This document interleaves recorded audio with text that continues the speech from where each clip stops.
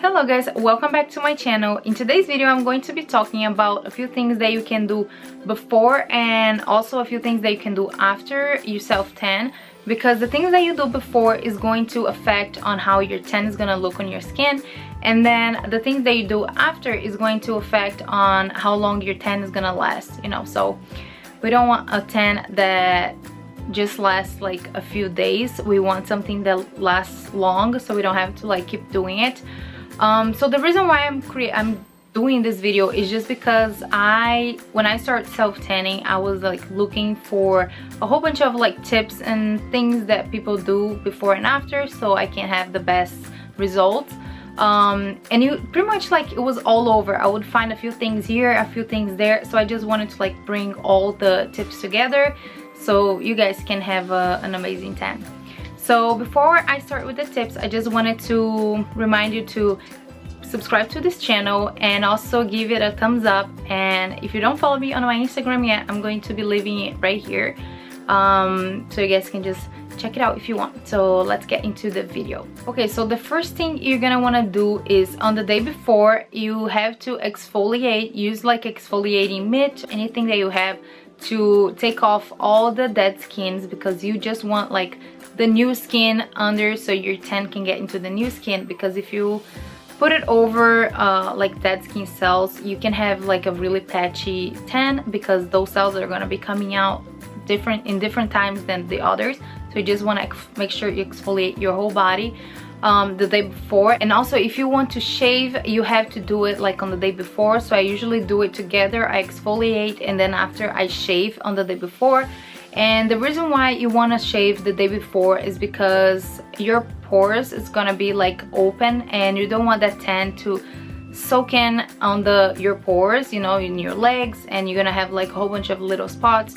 So if you do it on the day before, you give it enough time so your pores can close and you won't have that like little dots all over your legs. Also, another tip is moisturize the day before. You don't want to put any moisturizer on the day that you're gonna tan, because you don't want to create like a layer of protection pretty much on the day. But I would highly recommend for you to moisturize your skin on the day before. Also, another tip is to moisturize right before you start tanning on the drier areas of your body. So I know I said don't moisturize before, but for this you're only gonna moisturize a few areas that usually tend to be like drier, and if your skin is like dry, it's gonna soak in more your tan and it's gonna look darker, so you don't want that.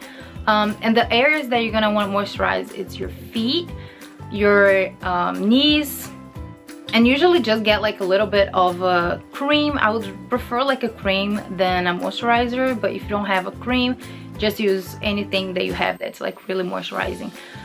So yeah, your knees, and then I usually put around like this area right here.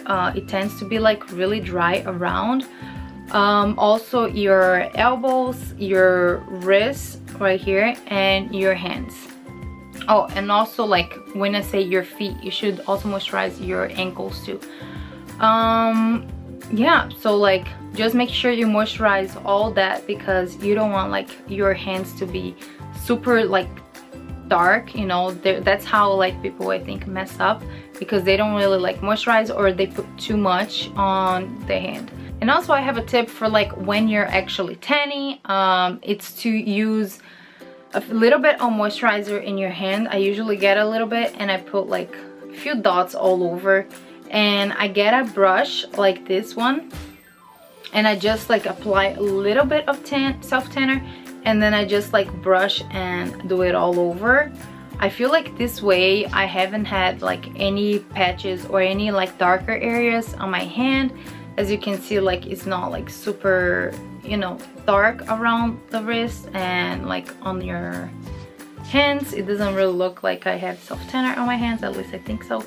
So yeah, basically just use a brush like this so you can just like buff around your hands. And I usually try to like do on my face too with the brush, so but that's up to you. But for the hands I definitely advise you to use a brush. So now after you self-tanned and you're all good to go, you have your beautiful tan now, The things that you can do to make it last is right after you shower, just wash off with water, because they usually say that your tan tends to like develop even after you wash it. So I usually just, the first time that I'm going to just like wash off the, you know, the self tan, I usually just wash off with water. And another tip that I'm going to give you is just take like really quick showers, so you don't want to be like soaking in the water and, you know, just your tan, all your tan is gonna wash off. And also another tip is when you're drying, don't like rub the towel on your skin. You just want to like gently pat dry all over your body, because if you dry your skin like rubbing, you're pretty much exfoliating, and that might create like a few patches or, you know, things like that. So you just want to pat dry. And for the last tip is moisturize every day, because if your skin tends to like be a little drier after you self tan, so you just want to like moisturize to keep the color in and not like be easily, you know, washing off. So that's all the tips that I have for you guys, and don't forget to subscribe again. I hope you guys enjoyed this video with tips, and I'm going to see you on my next video.